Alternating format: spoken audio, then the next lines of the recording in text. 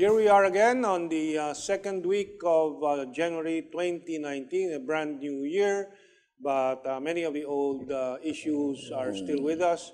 However, some that have been with us, issues that have been with us for the past century, or at least many decades, is now also on the verge of final resolution. The year 2018 ended with several bombshells. One of them was the call for the return and the final return of the Balangiga bells. But on January or December 28 or so, another bombshell for those who have been following Philippine-U.S. relations and for those who are favorable to the old arrangements, such as the Mutual Defense Treaty, there was another bombshell. And that was the call for the review of the Mutual Defense Treaty between the Philippines and the United States, issued by no less than the Defense Secretary of the Philippines, Delfin Lorenzana. However, the reportage, the headlines concerning this vary. One, of course, from the bulletin is that the focus was on the general review of the Philippine-U.S. Mutual Defense Treaty. Some other papers thought to interpret it as a potential scrapping of the Mutual Defense Treaty, such as this headline from Sunstar, which is reflected in many other newspapers. Philippines-U.S. Defense Treaty might be scrapped, says Lorenzana. So, what is this Mutual Defense Treaty? Ano po itong Mutual Defense Treaty? Ito po ay pinirmahan ng Pilipinas at Republika ng pinirmahan ng Republika ng Pilipinas at ng Estados Unidos noong 1951. This was the agreement signed in 1951 between the Philippines and the United States to cooperate the two countries in military, defense, security, and such issues. And I highlighted, which I will read since it might be too small for your screen, recalling with mutual pride the historic relationship which brought their two peoples together in a common bond of sympathy and mutual ideals to fight side by side against imperialist aggression during the last war. The last war, that was the Second World War. So remember, this is the stated purposes of the Mutual Defense Treaty. And the other part that I highlighted, desiring further to strengthen their present efforts for collective defense for the preservation of peace and security pending the development of a more comprehensive system of regional security in the Pacific area. So this was in view of the Cold War at that time, of what was said to be the fearful presence of China, but many of these things have changed. The reactions of various interested parties in the Philippines, for example, some of the mouthpieces, yung mga boses po ng American boys na tinatawag, the AMBOYs, the pro-American elements. In particular, Jose Antonio Custodio, you know, this UP professor who is really pro-American. His view was, in an interview with the Rappler, proposed review of Philippine-U.S. Mutual Defense Treaty, ang sabi ni Jose Antonio Custodio, what he says is, it's opening a Pandora's box, and this is the quote from him. He quotes, and he says, to quote the late Han Solo, I've got a bad feeling about this. So this is from an American, a pro-American point of view. Well, the question of the Mutual Defense Treaty and the EDCA, the Enhanced Defense Cooperation Agreement, and the Visiting Forces Agreement have been raised before. On the other two, EDCA and VFA, which is not necessarily flowing from the Mutual Defense Treaty, but is part of it to many minds. Miriam Defensor, the late Senator Miriam Defensor had this to say: both EDCA and the Visiting Forces Agreement should be invalid. When the Supreme Court held in 2009, in the 2009 case of Nicolas versus Romulo, that the VFA is constitutional, no less than Then Chief Justice Puno dissented, telling his colleagues, this slur on our sovereignty cannot continue, especially if we are the ones perpetuating it. These words resonate today with the Supreme Court decision on the EDCA, the senator said, Senator Miriam Defensor Santiago. Well, a keen analyst of these issues and these events is with us today, Mr. Rod Kapunan, columnist of the Manila Standard and one of our regular guests in his several columns, including this one, Amending the Mutual Defense Treaty. Why is Lorenzana even suggesting it? This is what our guest, Rod Kapunan. Rod, good morning. Good morning. And thank you for gracing our discussion today on this Mutual Defense Treaty.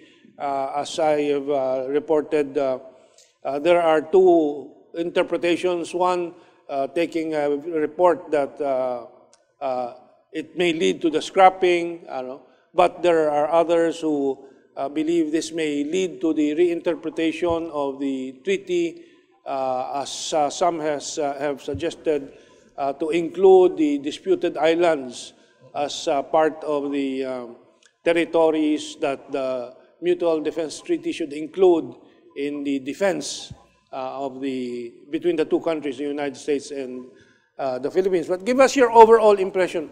First, I expressed to you one legal view, that the 1987 Constitution, which was ratified in a plebiscite of the Filipino people, saying that foreign military bases and forces should be banned from the Philippines.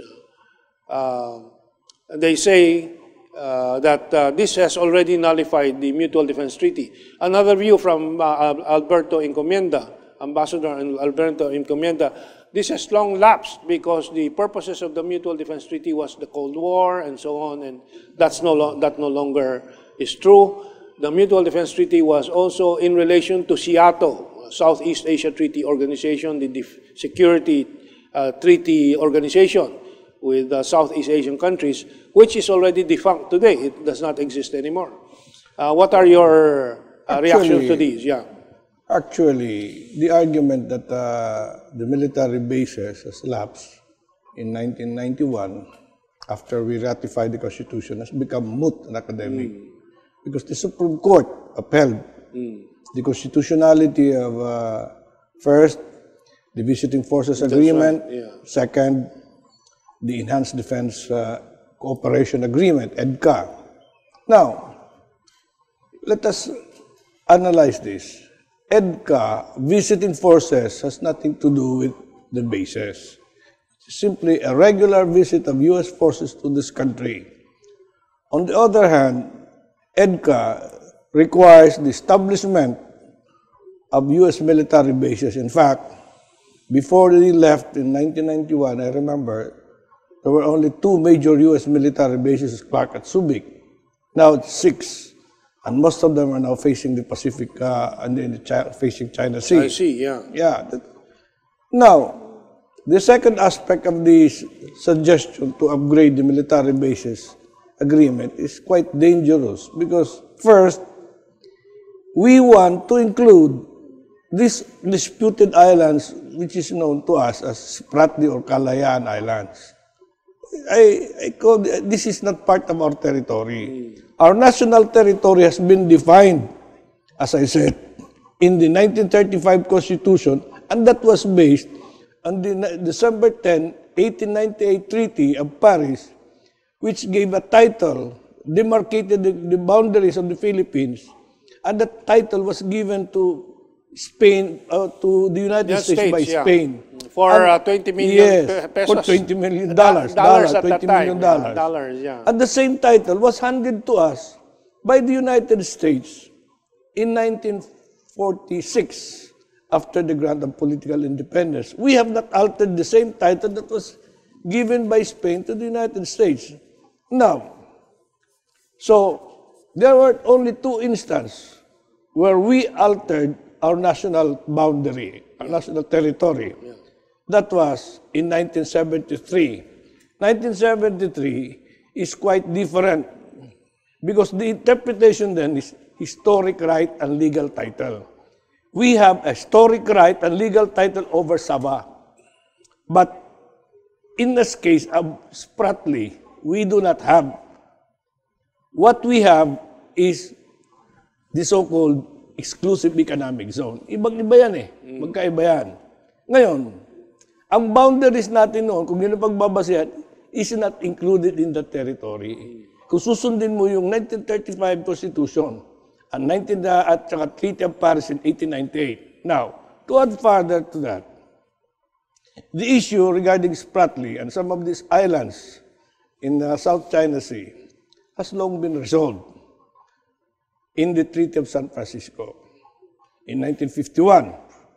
And 1951 coincided with what you mentioned, the forming of the so-called, when was that? The Mutual Defense Treaty. That was also in 1951. And also I think 1952, the Taipei Peace Agreement. In both instances, let me clarify this. The Treaty of San Francisco was attended by 48 states. The Philippines was led by then Diosdado Macapagal, UP President Cinco. Marami sila doon. Ambassador Terona, mga sikat ng mga tao doon na umattend. Sa Article 6 ng San Francisco Treaty is very clear. It was telling Japan to return the Spratly Islands to China, specifically to China. Nandun ang Pilipinas, ba't hindi sinabi ng Amerikano, ibalik mo sa Pilipinas siya, kung atin yan. And the funniest thing is na nagprotesta ang Taipei. Ulitin natin yung yung treaty na yon. Magkaroon tayo ng Taipei Treaty. Ang main argument ng Taipei, sabi niya, ba't mo ginamit ang China, ginamit mo sana ang Taipei, at the Taipei kiklaim na China, paano naman kami? Yung ganun ang argumento doon eh. So, inulit yun. This time, instead of using China, pinauwi na sa Taipei. Pinasasauli sa Taipei. Yun lang naman yun eh. Pero the same, hindi sinabi, hindi nirito ko yun na ibalik mo sa Pilipinas yan, o balik mo sa France yan, o balik mo sa Malaysia, ibalik mo kani-kanina. Walang ginasabing ganun. Yun lang yun. Ngayon, this certain, the Defense Department, a certain, kalimutan kong pangalan, kinote ko yan sa sabi niya, hindi lang kasama sa metropolitan archipelago yung Spratly, kaya kailangan i-upgrade yan. Magkakaproblema tayo dyan because I remember, barely 2 weeks before the Department of National Defense came out with that suggestion, we had a signing of we signed an agreement with China, Memorandum of Understanding to develop and explore oil in the South China Sea. Joint exploration. Oh, yeah, joint exploration. E paano yan? Kung i-upgrade natin unilaterally. The Chinese government did not, naturally, the Chinese government will protest. I mean, nag-overlap yan dito. Paano yan?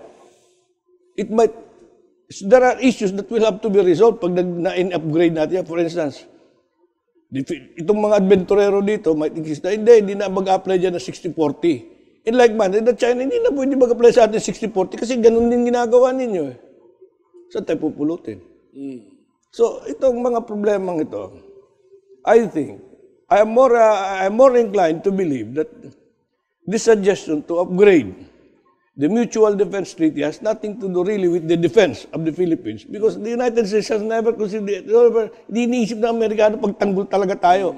Ang operability, ang sabihin, gumagalaw lang ang Mutual Defense Treaty sa interest nila, pero sa interest natin, hindi gumalaw yan, kalokohan yan. Ngayon, ang next question is, paano ngayon yan? Pag in-applyan, papasok na ng ibang bansa. There will be a question. Pinasasabog lang actually, the intention there is to destroy ang substance, ang intent ng mutual memorandum of understanding. Yun lang yun.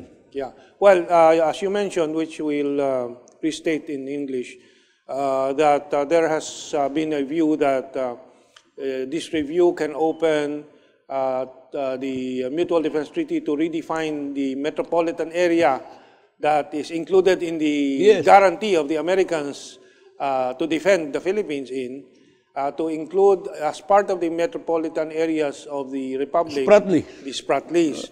But as you said, if we do it unilaterally, and if it is done unilaterally, how can it be applied to any international situation, even if the United States would not accept that if it's unilateral? But on the other hand, if this was proposed to the United States, would the United States even be able to accept such a proposal? Because the United States have stated repeatedly that they will not interfere in any territorial disputes of any other country. To be honest with you, only the Philippines insist in calling that a treaty. Or some elements in the Philippines, because Some you're elements, questioning, you're questioning that, for example.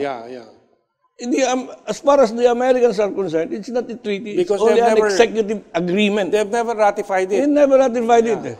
Ito, we went through the so-called sinaculo, rigmarole, approving that as a treaty, our Senate. But the United States refused to ratify that. Now, interpreted it sa realidad, the question is, ang treaty na, mutual defense treaty na yan, will operate only if the United States gives its consent, or if not, if the United States is interested in pursuing a certain policy, but not on our own initiative. That yun lang yun eh. Let me just clarify this point. The Mutual Defense Treaty does not have anything to do with the military bases agreement, which was signed in 1947 and abrogated effectively in 1991. Supposedly, actually. Now, but the VFA is being based on the Mutual Defense Treaty, and the EDCA is being based on the VFA. Yes. That is why the constitutional question comes in all the way down to EDCA, because they have used the MDT as a basis for the VFA, the Mutual Defense Cooperation, as a basis for the Visiting Forces Agreement. I don't want to sound more intelligent than our justices. I don't want to sound like that. Ako sabihin, mas magaling tayo. But the fact is this. Our Supreme Court justices should not have ratified that, because the voice of the people, when they ratified the 1987 Constitution, was clear na hindi pwede. Pero ang ginawa nila, dineclare nila na Constitution. We're not arrogating it upon ourselves. Miriam Defensor Santiago, as I quoted, cited then Supreme Court Chief Justice Puno saying that it is an affront to our sovereignty, the decision of the Supreme Court. That's why I do not understand. Supposedly, the voice of the people, or the decision of the people, in the when they ratified that Constitution, 87 Constitution, simply means annulled all these treaties. That's but right. When the Supreme Court came out with that decision, declaring it constitutional, we committed a circus. That's right. Umikot lang tayo doon eh. So ngayon, the question is, alin bang importante? Yung maestrado, yung tao? Yun lang naman yun. Well, of course, it is the people that is supreme. That's what we've been saying. The reality is that there have been politics in our Supreme Court, and the influence of the Americans still prevailed in the last 10 years of the last century, which is changing now. Now, if we take, assuming President Duterte takes a position that the VFA, the EDCA, were invalid, if he were to issue an order to abrogate, it's like recognizing the validity of VFA and EDCA and the MDT. Not necessarily. He is only trying to implement. Could he just He is only implementing the provision of the 1987 Constitution. Okay. So it can come in the form of an executive order for the Americans to leave the bases. That's it. But that's it. That's it. It only require an executive order. It doesn't even require a law. Supposedly, if we have to strictly follow the law, the constitutional process. That's right. Second, that I would like to emphasize, the Mutual Defense Treaty has nothing to do with defense, the defense of our country.